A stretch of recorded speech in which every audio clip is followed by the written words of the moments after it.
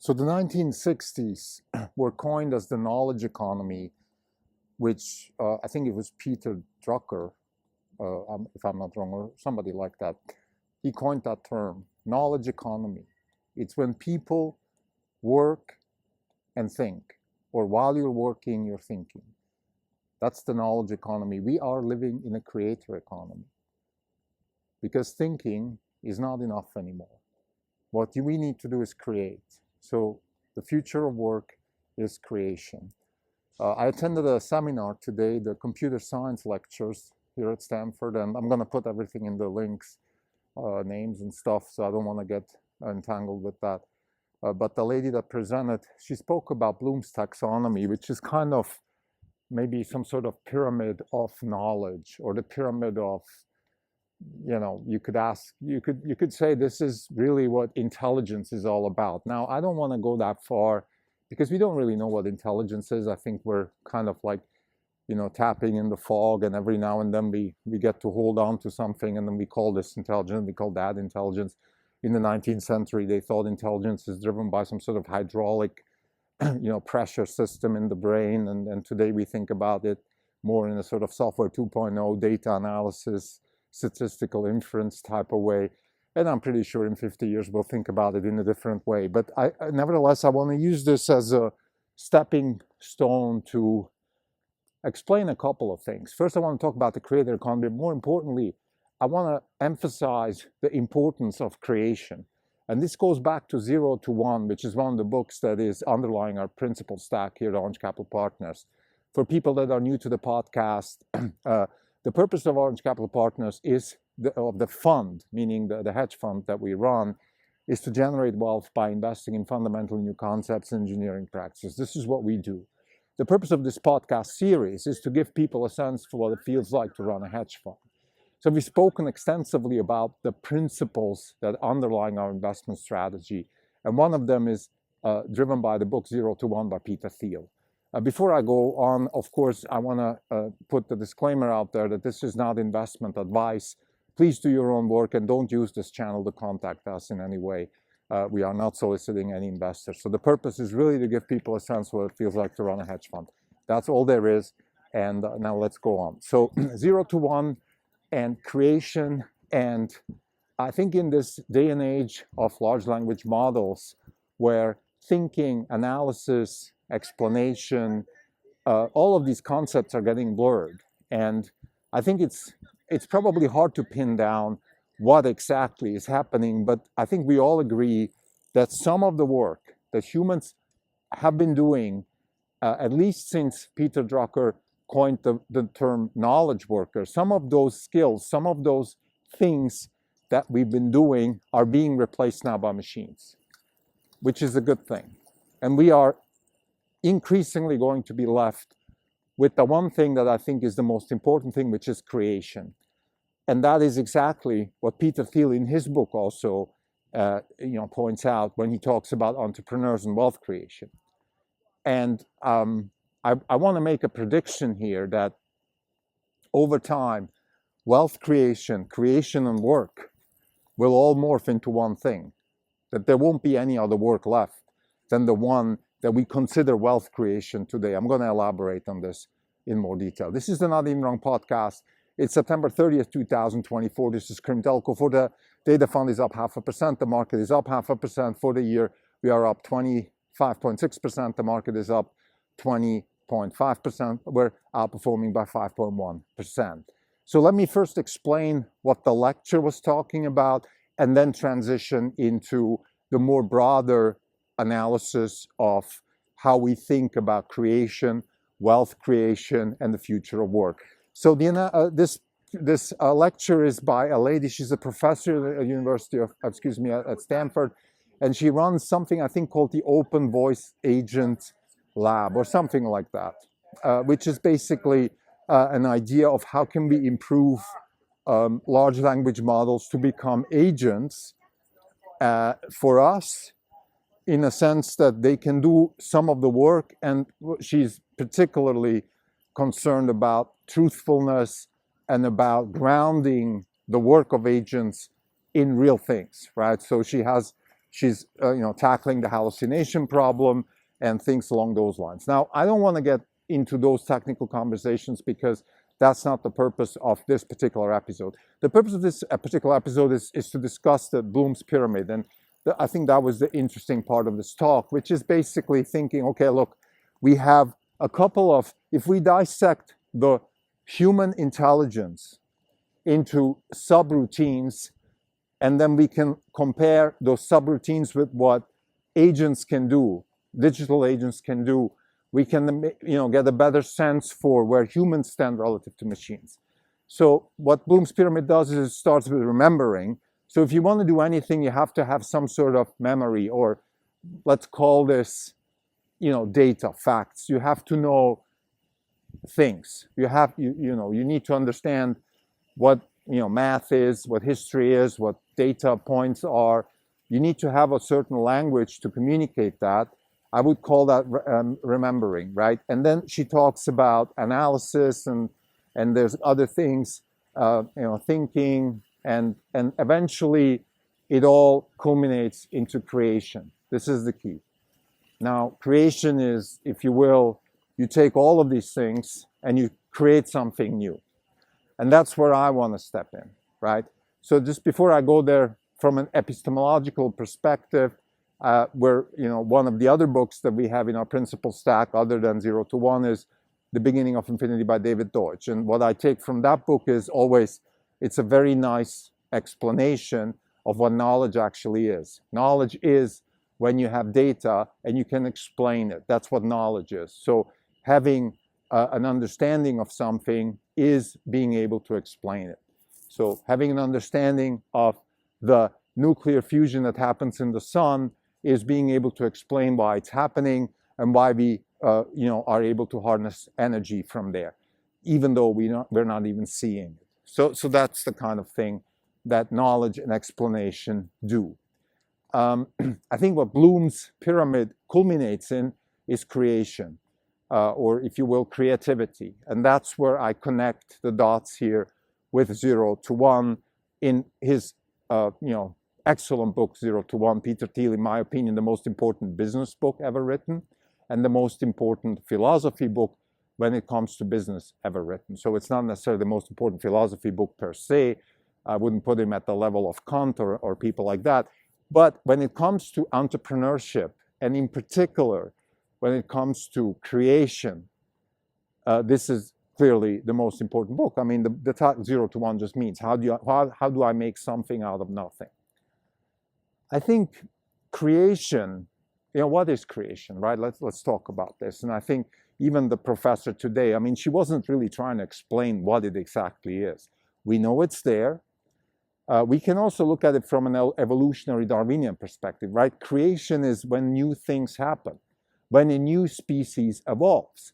When fish walks on land and creates a land walking species, when that happens, when evolution does that, that's creation. Now, we believe, to our knowledge today, that evolution is a sort of passive way of creation. And David Deutsch, in his book, The Beginning of Infinity, conjectures that we humans have the ability to be more active, have more agency in creation. In other words, we can move evolution faster than if we just let, genetic mutations compete for biotopes and then somehow create these new niches and all this variety of organisms on Earth. We can have a more agentic approach towards creation. Now, the word agentic comes along a lot also in the large language model community. What they mean there is that the agent does the work for you.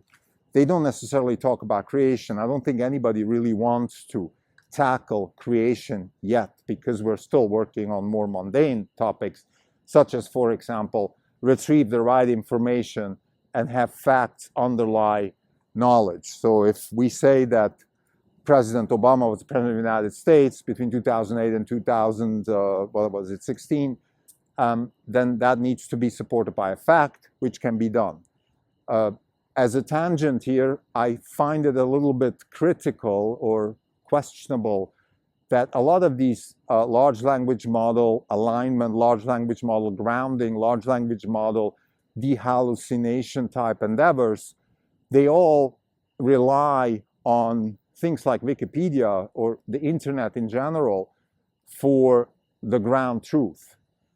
And that, of course, is almost a circular reference, right? What if I flood the internet with information that says President Obama was the president of Iceland between 2008 and 2016, and I have a critical mass of articles that support that claim? Then maybe any kind of intelligence system might use that as a rag or something along those lines, and then claim that Obama was actually president of Iceland. In other words, I can trick that system pretty easily. Now, there are maybe analytical ways to overcome that.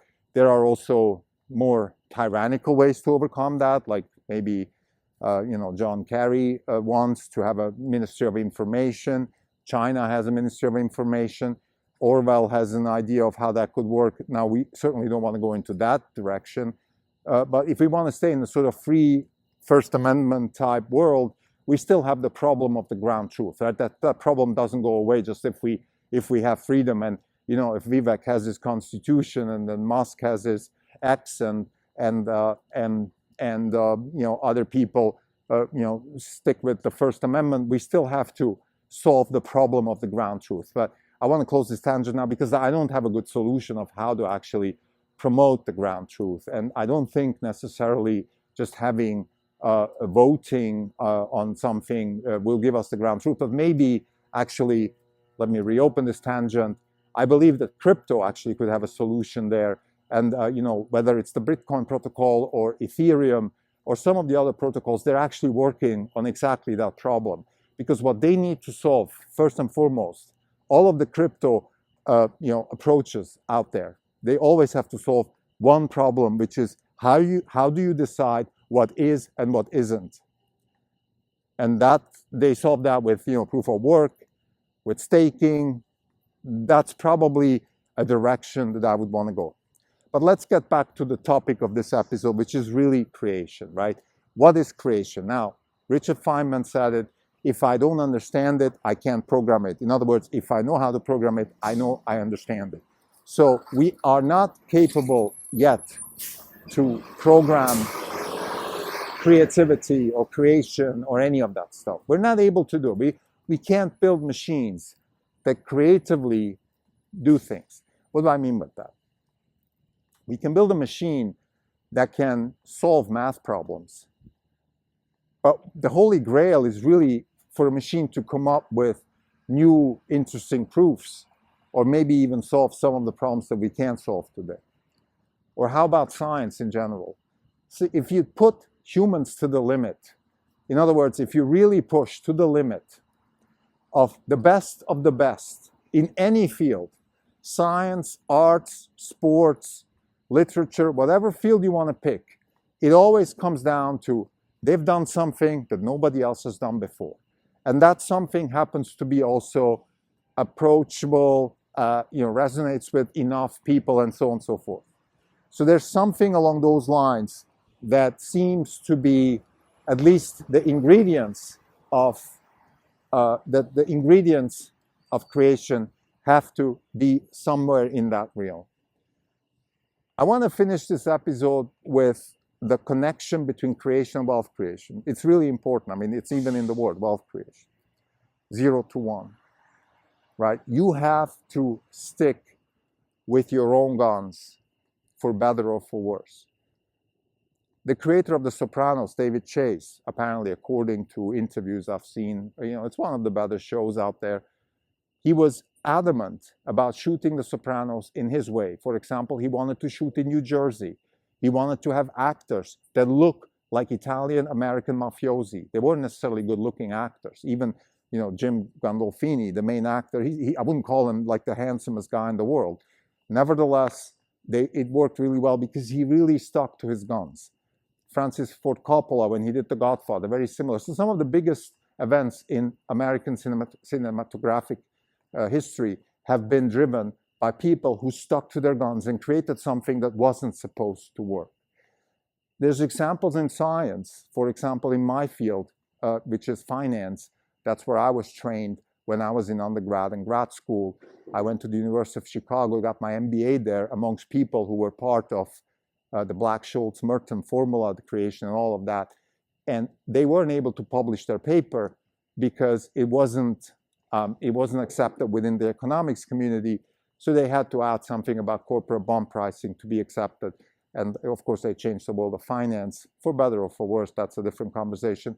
But the options pricing model of Black-Scholes clearly changed the way finance has evolved since the 1970s. So there's plenty of examples of people, of situations where people stuck to their guns with creative new solutions to problems, creating new problems, and therefore drive progress further. And this is what Karl Popper, David Deutsch, that's how they define creation, which is you solve problems and you create new problems. You create new, better problems by solving those problems. So that's kind of where I see creation going, like solve a problem by creating new problems and driving humanity forward. I can't program it. I don't know exactly what it is, but I know it when I see it. Actually, I want to add something here. This is sort of an addition to the episode, and that is that there's one program that has worked immensely well in building the environment for creation. We might not understand how to program creation, but we have a good understanding of how to design an environment that fosters creation. And what I'm talking about is the US Constitution and the founding of the United States of America. That process has been the single most important driver for innovation for the last 250, 300 years. So when you don't quite understand maybe how a certain biotope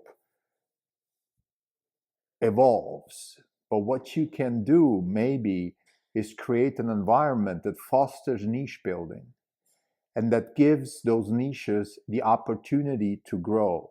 Now, of course, like in any biotope, you want to make sure they don't overgrow, right? If you have a bacterial, population that finds a niche and can grow and then outgrows itself and maybe destroys itself and everything else with it, then that's not a good idea. So the analogy would be that we create Silicon Valley, which is the single most important wealth creation ever fostered in the history of humanity. But of course, if Silicon Valley becomes too big, it can be a detriment to itself and the rest of the world. So in that sense, I want to, of course, caution, and this is for another episode, but what I think is really fascinating here is, again, we might not understand very well what creation actually means and how it works, and particularly also how it can be directed. But what we know pretty well is how to create an environment where creation is fostered. And that, that environment is the US Constitution,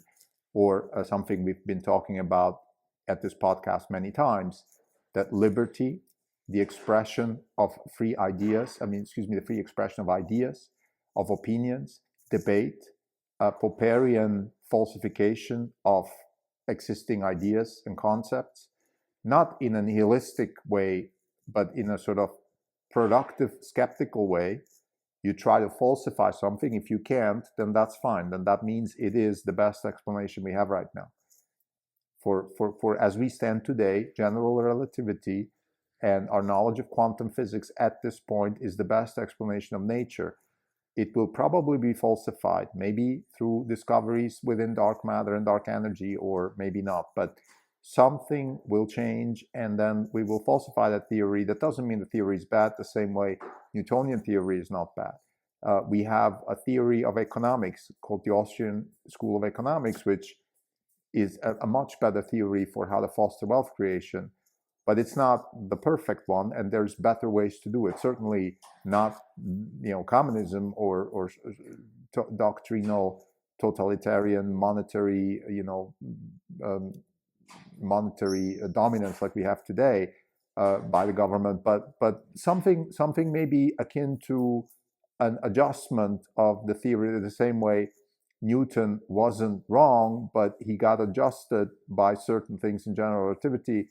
and quantum physics, that we could hopefully adjust economics to the point where we can continue with this amazing wealth creation that of the free and voluntary exchange of goods and services between individuals is offering, but also mitigate some of the side effects like inequality, frustration, and those things. So to summarize again, I think creation is a very interesting concept, not studied enough, but what we know for now as humanity is at least we have a good idea of what the environment could look like that fosters creation. Thank you.